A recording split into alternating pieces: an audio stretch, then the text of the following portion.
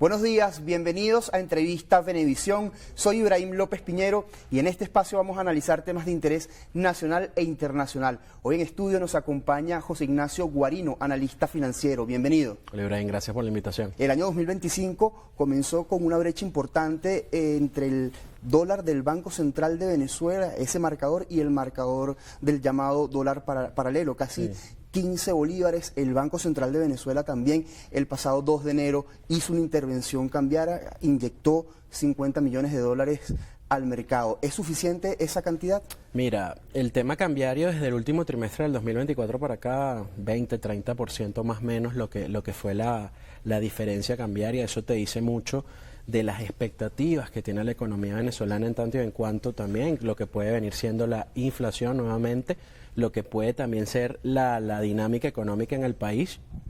Y puede ser mucho, puede ser poco, depende. Siempre en la economía tenemos que tener ese concepto, depende. ¿Y depende de qué? Oye, un 2 de enero que el Banco Central, en una economía que todos sabemos el 2 de enero está más o menos de vacaciones o en pausa, y aún más en este entorno que tenemos en Venezuela, a 8 días de la toma de posesión del nuevo mandato presidencial constitucional, pues oye, 50 millones de dólares no es despreciable. Eso quiere decir que hay una demanda importante en el mercado cambiario venezolano, ¿no? Las últimas intervenciones del Banco Central de Venezuela habían estado por el orden de 60 millones, 80 millones aproximadamente. Sin embargo, a pesar de que el Banco Central de Venezuela ha hecho intervenciones periódicas, ese diferencial no se ha logrado acortar, aunque ha ido deslizando el tipo de cambio. ¿Qué es lo que está ocurriendo? Mira, cuando comenzó esto, en septiembre del 2024, el tipo de cambio implícito, ya lo he repetido varias veces, pero es importante que manejemos este concepto.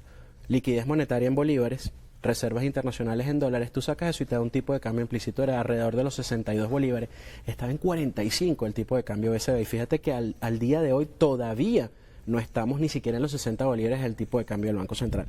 Pero más allá del tipo de cambio que tengamos en el momento, que todavía está subvalorado, comparándolo con esta tasa que te estoy referenciando, el tipo de cambio implícito tú tienes que sincerar el tipo de cambio, más allá de que sea una política económica que va concatenada con lo que es inflación, con lo que es devaluación, políticas macroeconómicas, pues ya tú tienes que ir implementando nuevas políticas, porque la economía es una ciencia que se mueve, es constante, o sea, está en constante movimiento por el tema de las expectativas, que también siempre las repetimos, las racionales y las adaptativas. ¿Qué espera y qué requiere el ciudadano venezolano de estos indicadores macroeconómicos, de la política macroeconómica? Entonces, mira, yo creo que 2025, y lo dije en muchas entrevistas en el 2024, es un año de grandes retos para la economía venezolana, y la economía venezolana la maneja el Ejecutivo Nacional. Por ende, y creo que lo conversábamos antes de entrar en la entrevista, se dieron anuncios en octubre por allí de que se iba a dar un dinamismo distinto al mercado cambiario en Venezuela. Eso todavía no ha sucedido, que hay que seguir con mucha flexibilidad lo que va a ser el tema económico en Venezuela. Sí, de hecho, en el mes de octubre, aproximadamente a mediados del mes de octubre, la vicepresidenta ejecutiva de la República y ministra de Finanzas había anunciado una serie de medidas para controlar precisamente esta brecha. Esas medidas finalmente no se anunciaron. ¿Cuáles, en su opinión, deberían ser las medidas que tome el Ejecutivo para reducir la brecha cambiaria? Mira, el tema del diferencial cambiario va siempre ligado a lo que puede ser la demanda infinita de divisas que existe en el mercado venezolano. Esa ya manera de pensar, eso ya está en nuestra psiquis, de que demandamos divisas porque no queremos tener los bolívares. Y eso va atado también a dar a conocer cuál es la data oficial de lo que fue el índice nacional de precios, que cerró en octubre alrededor del 16.9%, no se ha contabilizado todavía noviembre y diciembre, pongamos un 20% de inflación, para cualquier país es escandaloso, para Venezuela es un buen número viniendo de hiperinflación y de números de inflación muy altos, 20%, llegó a ser el número de inflación en un mes bajo en los últimos años, de un mes en Venezuela, pero, ¿qué sigue? ¿Hacia dónde van las políticas de incentivo a lo que es la producción nacional y en dónde? Escuchando el mensaje presidencial de final de año, Venezuela creció un 9%, según la data que señaló el señor presidente de la República, el crecimiento más importante y más elevado de América Latina y en el mundo. China creció cerca del 5%, Venezuela creció el 9%, oye, un dato. La CEPAL y la OCDE dice que Venezuela crecerá en este año el 3.1%. Pero desglosando el crecimiento del Producto Interno Bruto, ¿por dónde viene el crecimiento? ¿Fue por inversión? ¿Fue por gasto público? ¿Fue por inversión? o fue por el diferencial en la balanza comercial, exportaciones menos importaciones, que hasta donde yo tengo entendido todavía estamos deficitarios en ese tema, ¿no? Entonces, exportamos petróleo, que todavía nos sigue dando más del 90% de nuestros ingresos, y el resto, pues tengo entendido, según la data que conocemos y manejamos a nivel oficial y extraoficial alguna, el camarón, rubros no petroleros. Pero además de eso, ¿qué está pasando a lo interno con la producción? La ley de armonización tributaria, cómo está el tema del flujo de caja en las empresas en Venezuela. Y el tema del flujo de caja en las empresas en Venezuela mucho depende del ciudadano venezolano y su poder adquisitivo. De hecho, el presidente mencionó en una entrevista que fue presentada el 1 de enero con el señor Ignacio Ramonet, que vamos hacia la indexación de los salarios. Creo que ese es el punto neurálgico en la economía en este momento, de cómo está el poder adquisitivo de todos y cada uno de nosotros, el tuyo, nuestros compañeros que están detrás de cámara, los televidentes. Ese es el punto. Lo conversábamos también, cómo viste diciembre tú, cómo vimos diciembre los demás, cómo lo percibimos. ¿Qué significa esto de la indexación y además el tema del diferencial cambiario? ¿Cómo afecta al ciudadano y por supuesto a los empresarios? Mira, fíjate, si tú tienes un diferencial cambiario cada vez más amplio, cuando el empresario va a buscar sus materias primas o tiene alguna operación internacional y no obtiene las divisas a través de Banco Central, de los mecanismos de Banco Central, pues por supuesto que tiene que ir al mercado alternativo. Eso hace que su estructura de costos se incremente, pues por supuesto, y se incrementa la estructura de costos y de gastos, pues por supuesto que los márgenes de ganancia se achican si quiere ser competitivo. En tanto y en cuanto a nosotros los consumidores, pues si los precios suben, podemos consumir menos porque además nuestro poder adquisitivo se ve disminuido. Lo vemos en el salario mínimo, o el salario vital, como lo quieran denominar. Y digamos que ya en un 90% nadie gana salario mínimo en Venezuela, lo cual es muy temerario, porque los pensionados y los jubilados ganan salario mínimo. Eso no es una mentira, eso hay que decirlo y hay que trabajarlo, porque esas personas tienen un ingreso de mendicidad en Venezuela. Y esto tiene que tenerlo claro el Ejecutivo Nacional y todos los ciudadanos venezolanos. El que no tenga un ingreso externo, bien sea por remesas, bien sea porque tiene actividades de emprendimiento y se enferma en Venezuela. ¿Qué pasa? El poder adquisitivo no te da con 130 bolívares, que es lo que es el salario mínimo. ¿Cuántos dólares son? Si se va el paralelo, se descabeza, se descontrola, ¿cuánto es el salario mínimo? $2. ¿Con $2 qué hacemos? Te lo pregunto a ti, se lo pregunto a la gente que está detrás de cámara, a la dirección del canal, a todo el mundo, porque esto nos afecta a todos. Y la reforma de la ley de pensiones no ha tenido todavía la incidencia sobre el monto de pensiones que reciben. Mira, Venezuela, cuando tú tienes en un artículo constitucional que tienes que tener un salario digno para vivir, por ende tú trabajas y tu trabajo tiene que verse recompensado con la remuneración. Ya desde allí en adelante deberíamos trabajar y ponernos a pensar en qué pasa. Pero ponernos a trabajar, no, el síndrome de la reuninitis, como lo he llamado yo en Venezuela. Aquí se reúne todo el mundo, todos los días, la foto, pero el resultado final, ¿dónde está? Entonces, de repente tú tienes una percepción que la economía está muy bien porque saliste a comprar el 24 y viste todo lleno. Pero esa es una pequeña radiografía de donde tú estás. Pero el resto, ¿qué pasó en diciembre en Venezuela? Es un fenómeno interesante para estudiar de aquí en lo adelante. En tanto el consumo, sí, hay plataformas que están ayudando muchísimo a drenar los inventarios de los retails, de los comercializadores. Pero de fondo, ¿qué es lo que está sucediendo? Principalmente hay una necesidad grandísima de crédito para pagar y financiar desde alimentos hasta medicinas. Cuando tú ves eso, que la necesidad de crédito se canaliza y se va hacia el consumo, no es malo, pero es un llamado también de atención. Tú no puedes destinar todo el crédito al consumo, porque si no, ¿cómo crecen las empresas? ¿Cómo crecen las industrias? Y lo más importante, cómo las familias van construyendo un camino de ahorro, un camino de inversión, porque el ahorro y la inversión es necesario para los ciudadanos de cualquier país.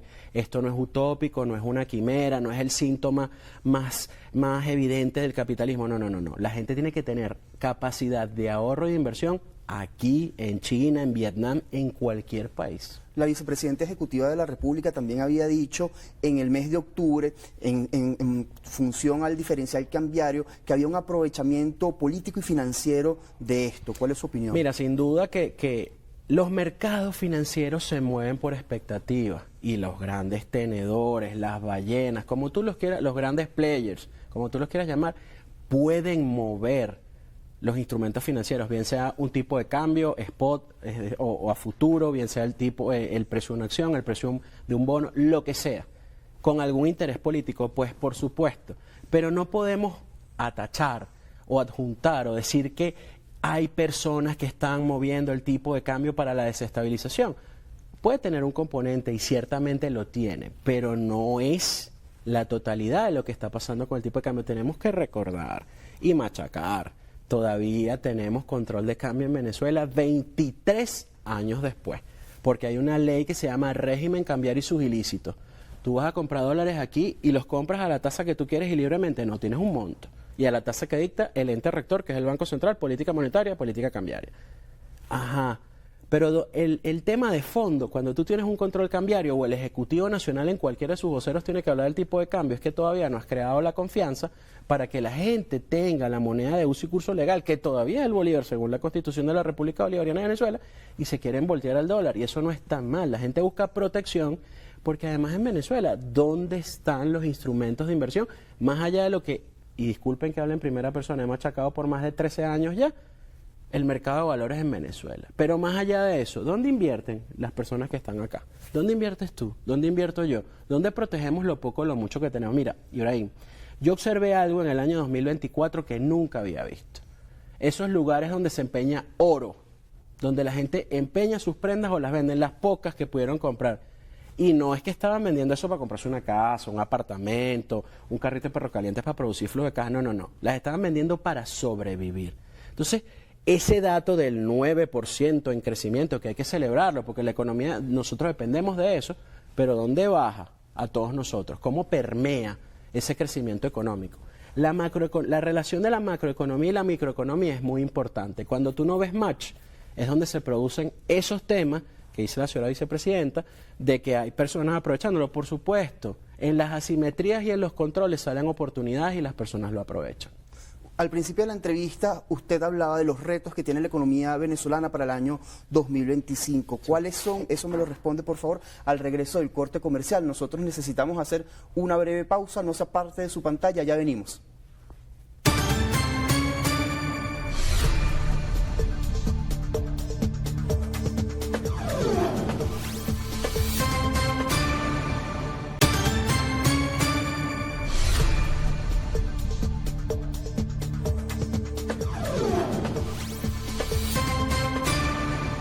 Como indicamos antes del corte comercial, en esta segunda parte de Entrevista a Venevisión, continuamos conversando con José Ignacio Guarino, analista financiero. Y antes de irnos a la pausa, se nos quedaba una pregunta en el aire. ¿Cuáles son los retos que tiene la economía venezolana para el año 2025? Lo primero, en mi muy humilde opinión, porque somos analistas, ¿no? Y eso es opinión, es subjetivo, el tema de la recuperación del poder adquisitivo de los ciudadanos venezolanos. Hay que analizar qué es lo que está pasando, porque antes, obviamente, del COVID, pero después del COVID, las asimetrías en la sociedad venezolana creo que quedan muy en evidencia. El que tiene más tiene y el que menos tiene, menos tiene. Parece un trabalengua, pero es así. Me impresionaba el lunes, al inicio de la semana pasada, estaba acá por la Avenida Libertador aquí en Caracas y un grupo de jóvenes comiendo en un gran contenedor de basura. Me podrán decir que en los Estados Unidos, en Nueva York, la gente vive alimentándose de la basura, pero eso es Estados Unidos. Venezuela, ¿qué se está haciendo en la política interna para esto? Entonces, la recuperación del salario, que todo el mundo vaya a su trabajo, no con desgano, sino, sí, el trabajo, dicen por allí que el trabajo es tan pesado que lo pagan, pero que tú vayas con sentido de pertenencia, que vayas a generarle valor a tu organización, porque sientes que tu trabajo y tu esfuerzo está siendo recompensado. Eso es muy importante. ¿Cómo influyen las expectativas en la economía venezolana? Hay mucha expectativa por la toma de posesión del presidente Maduro y por la toma de posesión del presidente Donald Trump el 20 de enero en los Estados Unidos. Fíjate, año 2024, desde el 25 de marzo, que se inscribió el ciudadano presidente de la República en el CNE, o que fue al CNE a manifestar su voluntad de inscribirse como candidato, después 28 de julio, ahí podemos ver cómo se mueven las expectativas. El inversor, de alguna manera, vamos a esperar a ver qué pasa, se detiene, analiza, ve el entorno, ve el contexto. Se creó mucha confianza en algún tiempo en Venezuela, 2020 en adelante, pero la confianza es algo pero tan delicado que tú lo pierdes así. Con los eventos posteriores al 28, mucha gente quedó, ya va, vamos a ver qué pasa acá. Esos 3 días fueron bastante negativos para la economía, porque la economía se basa en percepciones. Las expectativas racionales y las adaptativas. Las racionales, oye, ¿qué va a pasar? ¿Qué puede pasar con base en esto? Históricamente, en los últimos años Venezuela, un país sancionado, cambia el presidente de los Estados Unidos, que ya fue presidente hace 4 años, que fue bastante duro en su política hacia Venezuela. Y hay otros que dicen, bueno, pero no importa, ya el gobierno venezolano se acostumbró a vivir con sanciones. Qué chévere para el gobierno, pero qué pesado para nosotros los ciudadanos. Porque el gobierno es el que dicta las políticas, pero los que recibimos el resultado de las políticas somos los ciudadanos. Entonces, eso hay que verlo con profundidad y con detalle. Las licencias que existen en el tema petrolero, hay unas que duran hasta abril de este año. Bueno, ¿qué pasará después de abril? Este señor el 20 de enero, con lo que acaba de pasar en Año Nuevo, Trump va a darle tantísima importancia a Venezuela, o se va a dedicar a trabajar en las promesas que me parece que no va a poder cumplir en los Estados Unidos, que tiene una situación bien delicada en lo político, en lo social, en lo económico, o se va a dedicar a Venezuela. Eso es muy importante. Hay licencias, hay una licencia general, sí, y hay licencias individuales específicas para cada, digamos, cada empresa extranjera que opera en Venezuela en el mercado petrolero. ¿Cómo han incidido esas licencias, la general y las individuales, en el mejoramiento de la economía venezolana? Yo creo que no es un secreto para nadie que si tú tenías 1000, como lo han explicado varios voceros del gobierno, y llegas a 0, pues por supuesto que tu flujo de caja se canibaliza o no existe, y tienes que comenzar a ver qué vas a hacer. Si regresáramos a hace 4 años, bueno, tengamos un poquito de memoria, busquemos la data de Banco Central, busquemos qué venía pasando, desabastecimiento, etcétera, etcétera, etcétera, etcétera, y ese puede ser el nuevo resultado. O sea, repetir lo que ya vivimos. Oye, bien delicado, porque antes del COVID la pasamos bastante mal en Venezuela. 2017, 2020, oye, no fue nada agradable para ninguno de los venezolanos. Entonces, yo creo que ningún venezolano a priori ni puede ligar que vuelvan a sancionar esas operaciones. Todo lo contrario. Yo creo que se debería tratar de buscar ese diálogo, esa palabra tan trillada en Venezuela, pero tan necesaria, para que más allá de lo político, divorciar lo político de lo económico y ver cómo Venezuela se reinserta. De hecho, vi que Venezuela subió en tanto y en cuanto a la importancia de exportadores de petróleo al 3er lugar ya. Entonces, Venezuela es un país seguro para suplir de petróleo a Estados Unidos. Esto también parece cliché, pero la industria petrolera a su vez en Venezuela es una industria cualquiera, industria petrolera del mundo, es de uso de capital intensivo, y la venezolana aún más necesita inversión. Entonces, oye, qué interesante sería de que el presidente Trump se dedique a hacer lo que está haciendo a su país y dejar a Venezuela por el camino que tiene que recorrer Venezuela. Mira, yo en estos días festivos leí un poco sobre China. Y China tiene una preocupación tan importante, nada más creció el 5%, y se dice que anualmente China tiene que crecer el 6%. Más o menos son las proyecciones y las necesidades de esa economía, que están motivando y están construyendo políticas internas para motivar la dinamización de la economía. O sea, en este momento, en este concepto de permacrisis, crisis permanente, cada país se está preocupando a lo interno de su economía. O sea, eso del hegemón internacional yo creo que cada vez va a quedar más en el olvido o como un triste recuerdo, porque cada país necesita desarrollar su economía a lo interno.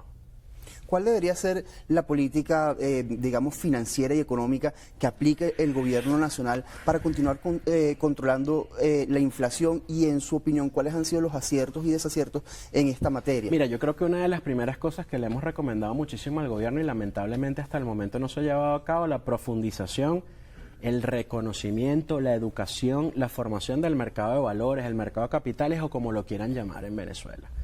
Porque el financiamiento para que las empresas crezcan está ahí, no está en la banca. Entonces, aquí tenemos que comenzar a romper esos paradigmas. La banca y el mercado de valores son complementarios. La banca no está para dar el 100% de financiamiento a ningún sector de la economía en ningún país. Veamos eso históricamente. Entonces, yo creo que deberíamos ir hacia la profundización de esas políticas macroeconómicas o la construcción de esas políticas, de manera que, por ejemplo, el encaje bancario, ese control de que se tuvo el encaje bancario sirvió para controlar de alguna manera la liquidez monetaria, para que no se escapara hacia el mercado cambiario, por ende no se disparara el tipo de cambio. Pero también lo están haciendo en China, lo están haciendo en República Dominicana, vaya un saludo para ellos. Y las comparaciones son odiosas, pero Venezuela, por Dios, una economía mucho más grande históricamente que la dominicana, están canalizando el encaje legal hacia el mercado de valores para que pueda haber inversión y crecimiento. ¿Por qué eso no se ha hecho en Venezuela? 4 bolsas de valores hay en Venezuela, 4. ¿Qué está pasando? Sí, ha crecido la Bolsa de Valores de Caracas, que cumple aniversario ahorita en enero, pero más allá que iba a tener nueva junta directiva, pero más allá de eso, es una política pública. Entonces, ¿cuáles han sido los sectores de mayor recuperación en la economía venezolana durante el año 2024? mira, escuchamos que la industria farmacéutica tiene unos números muy interesantes. Cuando vemos el retail, que es el consumo, el sector minorista, sobre todo en alimentos en Venezuela, que te está abriendo cada vez más tiendas, es una señal importante e interesante. Pero vuelvo y repito, la data hay que desmenuzarla, hay que entenderla, hay que llevarla a lo más bajo de la pirámide y analizar qué está pasando.